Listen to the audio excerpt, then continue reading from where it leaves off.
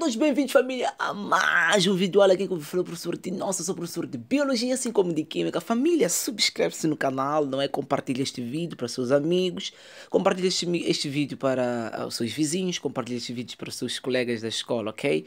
Bom, família, quando você faz isso, você está a ajudar o meu trabalho a crescer, está a ajudar a Casa da Ciência Explica a crescer. Bom, família, conforme vocês sabem, aqui estamos a dar continuidade com as aulas de histologia. Para quem você caiu talvez de paraquedas para este vídeo, eu te recomendo que Cora já vá assistir a aula de introdução à histologia. Está aqui mesmo no canal, então acessa aí, introdução à histologia, não é? Casa da Ciência, então vais encontrar a parte introdutória, não é? Depois da parte introdutória temos a parte de classificação dos tecidos, não é? Onde lá falamos dos 4 tecidos, não é? Tecido epitelial, tecido conjuntivo, tecido muscular, assim como também tecido nervoso, ok? Bom, esta aula aqui nós vamos falar, na verdade, de características e funções do tecido epitelial, ok, família? Por favor, se você ainda não assistiu os vídeos anteriores, Cora já vai lá assistir vídeos de introdução à histologia, classificação aos tecidos, para chegar aqui, ok, família? Bom, aqui uma coisa muito especial, conforme estamos a dizer que vamos falar de tecido epitelial, ok? Bom, uma coisa muito interessante é que quando nós falamos de tecido epitelial, família, como vocês sabem, na aula anterior, nós dissemos que o tecido epitelial é dividido em 2 partes, não é? Temos o tecido epitelial de revestimento e temos o tecido epitelial glandular, ok? Bom, uma coisa muito interessante, vocês sabem que o conjunto de células vai formar tecido, ok? Uma coisa muito interessante, as células que vão formar o tecido epitelial, na verdade, são células poliédricas e justapostas, ok? Na verdade, quando se diz células poliédricas, não é? Quer dizer o seguinte, que nós temos, por exemplo, essa célula, uma célula aqui. Significa que é uma célula que possui muitos lados. Como vocês podem ver, temos esse lado aqui, esse lado aqui, esse lado aqui, esse lado aqui. Então, por causa disso, de uma célula apresentar, ou seja, as células que constituem esse tecido epitelial, não é? Apresentam vários lados. Temos esse lado, temos esse lado, temos esse lado. E uma coisa muito interessante também é que cada lado, não é, da célula tem o seu devido nome. Por exemplo, esse lado aqui de cima nós chamamos de polo apical. Esse lado daqui de baixo nós chamamos de polo basal. Este lado aqui aliás, nesse lado de baixo nós chamamos de polo basal, ok? E este lado, não é, a lateral, na lateral nós chamamos de parede lateral. E uma coisa muito interessante, família, por favor, não confunda. Nós sabemos que as células de animais não possuem parede celular, ok?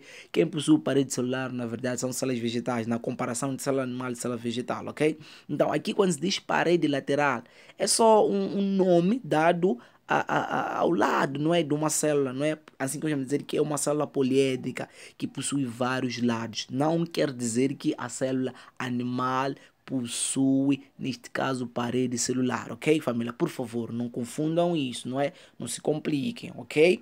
Aqui estamos a tratar principalmente dos lados, não é? A nomenclatura de cada lado, não é? De uma célula. Por exemplo, temos o lado de cima, chamamos de polo apical. Temos o lado de baixo da célula, que nós chamamos de polo basal. E temos o lado dos laterais, que nós chamamos de parede lateral. E não parede celular, porque as células animais, não é, não possuem parede celular. Ok, família? Bom, e aqui diz que o tecido epitelial possui células justapostas. Quando se diz justapostas, família, é porque temos uma célula colada na outra. Como vocês podem ver, temos essa célula e essa está colada nessa, essa está colada nessa, essa está colada nessa, ok? Estão juntas, ok? Uma do lado da outra, bem juntas. Então, por causa disso, é chamado de ou seja, tecido epitelial, se diz que tecido epitelial possui células do tipo justapostas, porque as células estão bem coladas. Se você for a perceber, quase aqui que não existe nenhum espaçamento entre uma célula e a outra, ok? E uma coisa muito interessante, por causa disso, dessas células serem muito juntas uma da outra, se diz que elas possuem pouca ou nenhuma matriz, na verdade, extracelular.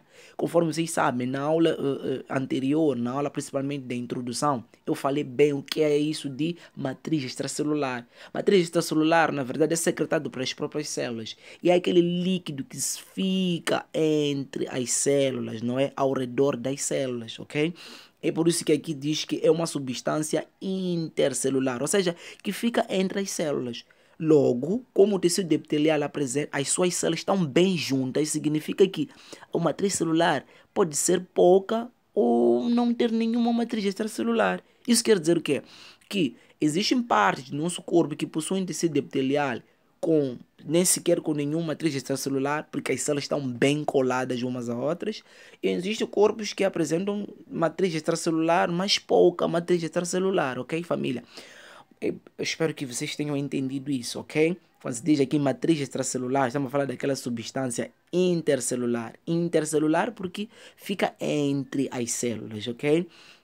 E quando se diz substância extracelular, porque está fora da célula, ok? Como vocês sabem que a matriz celular ela é secretada, ou seja, é produzida e secretada através das mesmas células que vão ficar ao redor, ok, família? Bom, e outra característica que nós encontramos no tecido epitelial é porque eles são avasculares, ok? Recordando que A em frente, não é? Significa não. Esse A aqui significa não, ou seja, significa que o tecido epitelial não é vascular. Em outras palavras, o tecido epitelial não possui vasos condutores, ou seja, não possui sangue. O tecido epitelial não possui sangue para que possa irrigar a ela, ok? Não possui vasos condutores, não possui sangue, ok? Mas você podia me perguntar, mas como é que o tecido epitelial consegue se nutrir, consegue fazer suas secreções, sobreviver, mas porque não tem o sangue? Porque nós sabemos que o oxigênio é transportado através do sangue, os nutrientes também são transportados através do sangue. Simples, família, simples. Uma coisa muito interessante que vocês precisam saber é que, vamos lá pensar na nossa pele. A pele, na verdade, apresenta três camadas. Temos a camada externa, que nós chamamos de epiderme. Temos a camada intermediária, não é? Do meio, que nós chamamos de derme. E temos a camada mais para dentro, que nós chamamos de hipoderme. A epiderme é constituída por tecido epitelial, ok? Enquanto que a derme é constituída, neste caso, por tecido conjuntivo propriamente dito, ok? O sangue, neste caso, encontramos lá o sangue. E depois temos, neste caso, a hipoderme. Na hipoderme encontramos lá o tecido adiposo, não é? Onde lá vai ser armazenado muito mais a gordura. E uma coisa muito interessante é que, vamos lá imaginar que você se raspou numa parede ou você se cortou um pouco, mas não saiu sangue. Significa que você só conseguiu atingir, não é, o tecido epitelial, ok? Você conseguiu alcançar, ou seja, destruir o tecido epitelial, ok? Porque não saiu o sangue. Mas vamos lá supor que você conseguiu se cortar até sair o sangue. Significa que você atingiu o tecido conjuntivo propriamente dito. Isso quer dizer o quê? Que o tecido conjuntivo propriamente dito, naquela parte da derme, do meio, significa que é vascularizado, ou seja, possui vasos condutores. Em outras palavras, quer dizer que o tecido epitelial ela é nutrido, ocorre a troca de nutrientes entre o tecido conjuntivo propriamente dito, que tem sangue e vasos condutores, com o tecido epitelial, que não possui esses vasos condutores, ok? Então, isso quer dizer que o tecido epitelial, não é? Ela é nutrida através do tecido conjuntivo propriamente dito, ok? E essa intermediação é feita, ou essa troca aí, não é? De nutrientes para o tecido epitelial, para que ela possa sobreviver, fazer seus processos metabólicos, etc. É através de uma membrana que se chama membrana basal. Ok? É muito importante você escrever e meter isso na sua mente.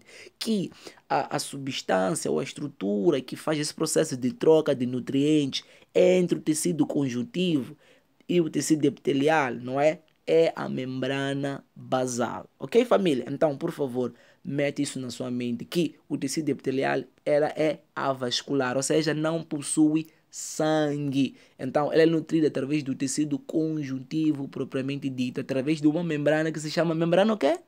É isso mesmo, membrana basal. Ok, família? Outra característica é acerca de o tecido epitelial. Ele apresenta, na verdade, sensibilidade. Em outras palavras, apresenta terminações nervosas. Ok, vamos lá supor que você se raspou. Você vai sentir dor ou não? Vais, apesar que não saiu sangue. vai sentir dor, porque lá nós temos terminações nervosas. É por isso que você faz aquela reação, quando você se raspa, você diz ai, ok? Porque você sentiu aquela sensibilização, ok? Você tem aquelas terminações nervosas, é por isso que você reage a esse estímulo que você ter se cortado, se raspado por uma parede, ok? Então é muito importante vocês fixarem isso. Então, quando sai aquela pelezinha ali, aquela pequena pele, não é porque você se raspou, que você sente aquela pequena dor, porque tem terminações nervosas, ok? Mas não é para cogitar isso com dizer que tem vasos condutores. Não, não. Explicamos isso por quê? Porque ela é nutrida através do quê? Do tecido conjuntivo propriamente dito. Mas possui também ou possui terminações nervosas, ou seja, apresenta sensibilidade através dessas terminações nervosas que nós encontramos ao longo também do tecido epitelial, ok? Uma coisa muito interessante, família, outra característica que nós podemos encontrar é que as células que compõem o tecido epitelial, elas apresentam especializações da membrana. Especializações da membrana, família, aquelas aulas de citologia, ok? Em que lá nós falamos de vários tipos de especializações da membrana. Temos lá microvelocidades, não é? Ou velocidades que nós encontramos ao nível do nosso intestino, que fazem aquele processo, intestino neste caso delgado, que vão fazer aquele processo de absorção dos nutrientes, não é? É por isso que se diz que onde ocorre maior absorção dos nutrientes é ao nível do intestino delgado, ok? Porque no intestino grosso já é formação de fezes, de cocô, ok? Mas onde termina, na verdade, a absorção dos nutrientes, onde ocorre a maior absorção dos nutrientes, é ao nível das microvelocidades ou velocidades. Recordando que velocidades ou microvelocidades é uma especialização da membrana, ok? Essas células aqui, não é? Apresenta especializações do que? Da membrana. Significa que microvelocidade é uma especialização da membrana. E tecido epitelial apresenta essas especializações. E também temos interdigitações. Recordando que interdigitações são pequenas dobras que nós encontramos entre duas células, ok? Encontramos algumas dorbezinhas que servem para impedir, na verdade,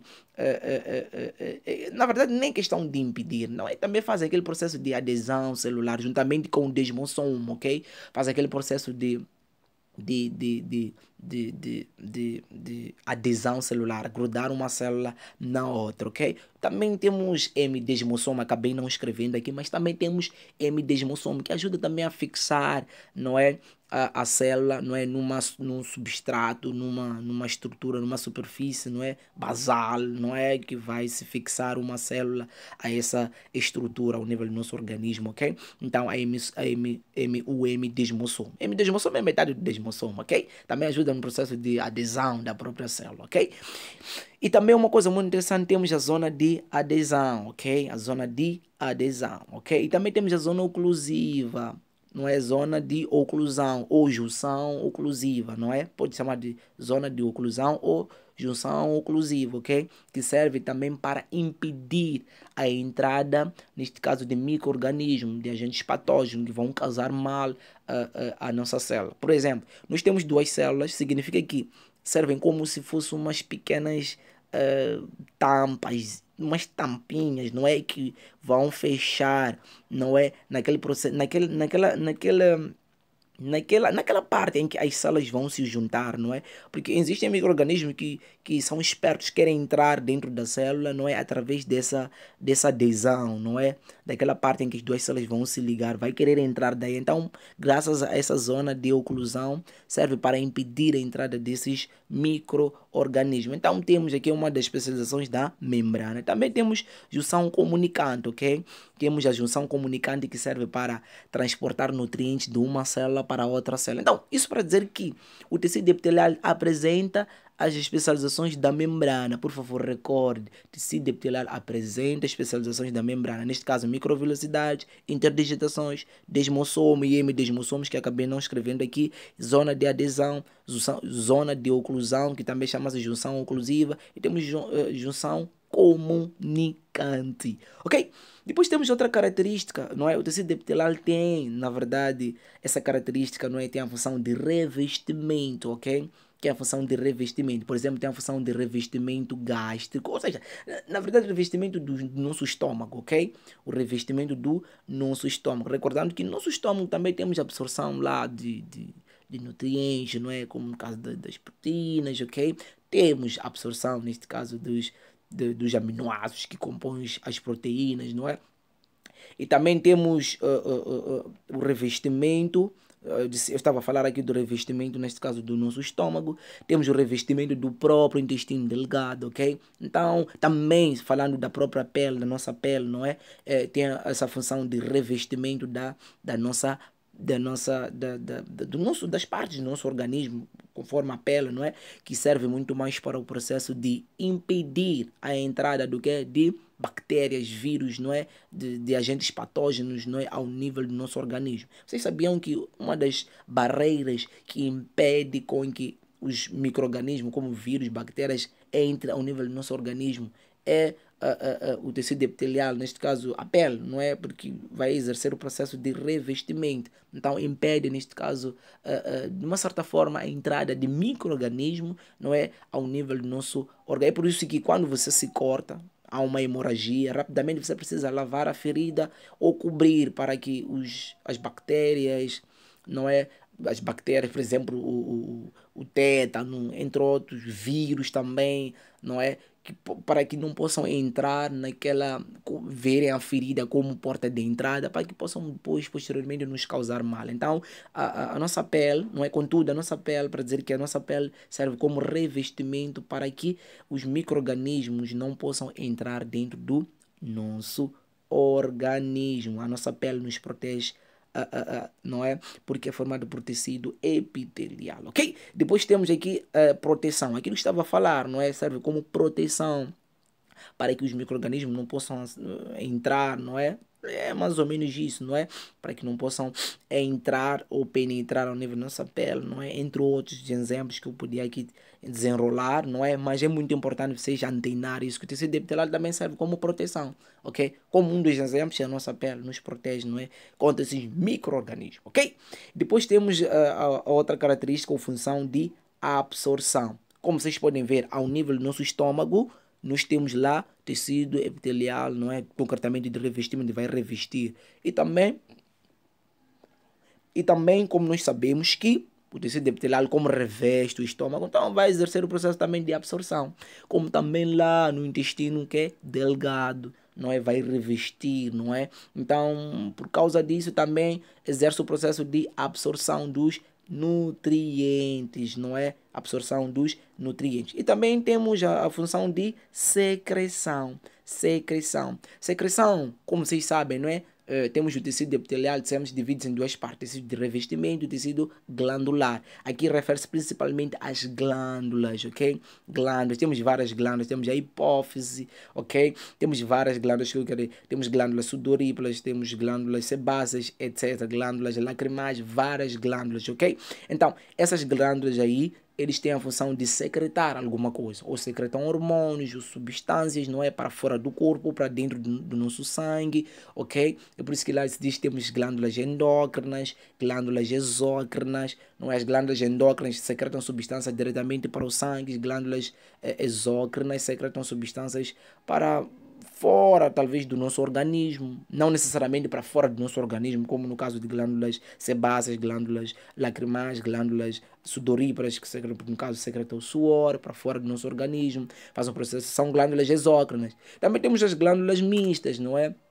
Ou anfícrinas, neste caso estamos a falar, por exemplo, do pâncreas, que ela vai, por exemplo, vai secretar insulina, não é? Então, são vários exemplos que nós podemos encontrar para dizer que o tecido epitelial, na verdade, tem essas funcionalidades. Absorção, secreção, proteção de revestimento e apresenta especializações da membrana e apresenta também sensibilidade, não é? Ou terminações nervosas, é avascular, não possui vasos condutores, não possui vasos sanguíneos, na verdade. Na verdade são vasos sanguíneos, não é? Não possui sangue, apresenta pouca ou nenhuma matriz extracelular. Isso para dizer que existem partes do nosso organismo que apresentam o tecido epitelial sem matriz extracelular. Existem partes que apresentam essa matriz extracelular, mas pouca matriz extracelular. E dissemos que as células que constituem o tecido epitelial são poliédricas e justapósticas. Poliédricas é porque apresenta várias partes e essas partes apresentam nomenclatura, não é? Temos a parte de cima chamada de polo apical, a parte de baixo polo basal, e a parte do lado chamamos de parede lateral, não parede celular, não é? Acordando disso, não é? Dissemos que tem justaposta, porque justaposta significa que uma célula está bem grudada na outra célula, como vocês podem ver aqui na imagem. Bom, família, a aula de hoje era mais ou menos isso. Eu espero que vocês tenham entendido, eu espero que vocês tenham absorvido, não é? Tudo que eu estive aqui a falar. Aqui eu vou falar o professor Tino Stafula, não é? Subscreve-se no canal Casa da Ciência Explica, família. Não se esquece de compartilhar este vídeo, compartilha este canal, subscreve-se, família, dá um like, não é? Compartilha seus amigos da escola, onde estaremos aqui a falar ou a desmanchar histologia para que você possa derrubar na escola, nos exames de admissão, qualquer que seja, não é, o objetivo que você queira saber isso para derrubar, você vai derrubar, ok? É quem que eu falei, professor Tino. Então, família, falou!